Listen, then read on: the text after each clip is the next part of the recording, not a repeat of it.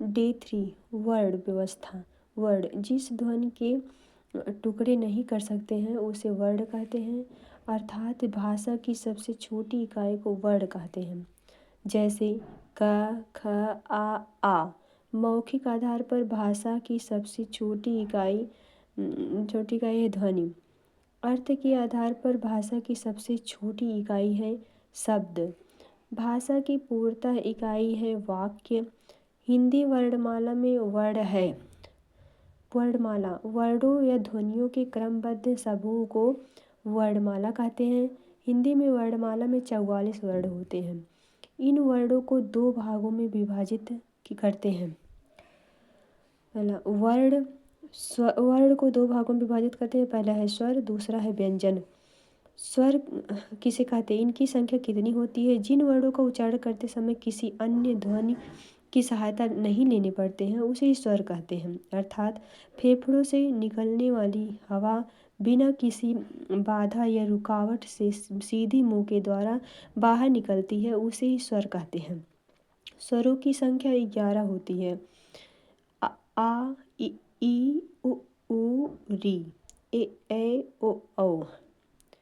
स्वरों का विभाजन मात्रा और काल के आधार पर स्वरों के 2 भेद हैं। हर्ष स्वर, दीर्घ स्वर। हर्ष स्वर को लघु स्वर भी कहा जाता है, दीर्घ को गुरु स्वर भी कहा जाता है। हर्ष स्वर जिन स्वरों का उच्चारण करते समय बोलने में समय कम लगता है उसे हर्ष स्वर या लघु स्वर कहते हैं। इनकी संख्या 4 है। आ, ई, उ, री। दीर्घ स्वर जिसे गुरु स्वर भी कहा जाता है।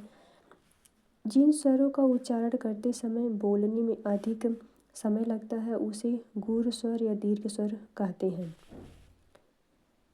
इसकी संख्या 7 है। आ, ई, उ, ए, ऐ, ओ, आ। रचना एवं उत्पत्ति के आधार पर स्वरों के 2 भेद होते हैं, मूल स्वर, संधि स्वर। मूल स्वर जिन स्वरों की उत्पत्ति किसी अन्य स्वर से नहीं होती है उसे मूल स्वर कहते हैं। इनकी संख्या 4 है। जैसे आ, ई, उ, री। संधि स्वर जिन स्वरों की उत्पत्ति मूल स्वरों से होती है उसे संधि स्वर कहते हैं। संधि स्वर 2 प्रकार के होते हैं, दीर्घ स्वर, संयुक्त स्वर। दीर्घ स्वर आ प्लस आ बराबर आ, ई प्लस ई बराबर ई, उ प्लस उ बराबर उ। जिसमें सांस ज़्यादा खींचना पड़े उसे ही दीर्घ स्वर कहते हैं। संयुक्त स्वर आ प्लस ई बराबर ए, आ प्लस ए बराबर ऐ, आ प्लस ओ बराबर ओ, आ प्लस ओ बराबर औ। ओष्ठ के आधार पर स्वरों के 2 भेद होते हैं, वृत्ताकार स्वर, आवृत्ताकार स्वर।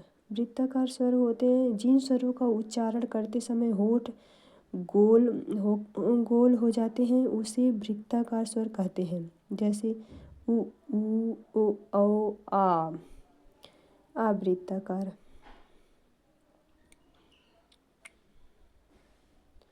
आवृत्ताकार जिन स्वरों का उच्चारण करते समय होंठ गोल नहीं होते हैं उसे आवृत्ताकार स्वर कहते हैं। जैसे आ, ई, उ, री, ए, ऐ। जिह्वा के आधार पर स्वरों के 3 भेद होते हैं। जिह्वा के आधार पर स्वर अग्र स्वर, मध्य स्वर, पश्च स्वर। पश्च स्वर कहो या तो पश्च स्वर कहो, कोई बात नहीं है। अग्र स्वर जिन स्वरों का उच्चारण करते समय जिह्वा का अगला भाग सक्रिय रहता है उसे अग्र स्वर कहते हैं। जैसे ई, ए, ऐ, री। और मध्य स्वर जिन स्वरों का उच्चारण करते समय जिह्वा का मध्य भाग सक्रिय रहता है उसे मध्य स्वर कहते हैं। जैसे आ। पश्च स्वर जिन स्वरों का उच्चारण करते समय जिह्वा का अंतिम भाग सक्रिय हो रहता है उसे पश्च स्वर कहते हैं। जैसे आ, उ, औ। कौवे की स्थिति के आधार पर स्वरों के 2 भेद हैं, निरनुनासिक स्वर, अनुनासिक स्वर। निरनुनासिक स्वर जिन स्वरों का उच्चारण करते समय कौवा नासिक विवरण को बंद कर देता है जिससे हवा सीधी मुख के द्वारा बाहर निकलती है उसे निरनुनासिक स्वर कहते हैं। जैसे अ आ इ ई उ ऊ री, ए ऐ ओ औ। अनुनासिक स्वर, जिन स्वरों का उच्चारण करते समय कौवा बीच में ही अटक जाता है, जिससे आधी हवा नाक के द्वारा और आधी हवा मुख के द्वारा निकलती है, उसे अनुनासिक स्वर कहते हैं। अनुनासिक स्वर का चिन्ह चंद्रबिंदु होता है, जैसे अंग, आंग, ईं, ई, ऊं, ऊं, ए, इंग, ऐ, उंग, औ। जो नाक से निकला हो उसे ही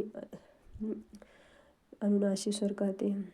जैसे अयोगवा कहते हैं, जो न तो स्वर होता है और न ही व्यंजन होता है, उसे अयोगवा कहते हैं। अयोगवा दो प्रकार के होते हैं, अनुस्वार और विसर्ग।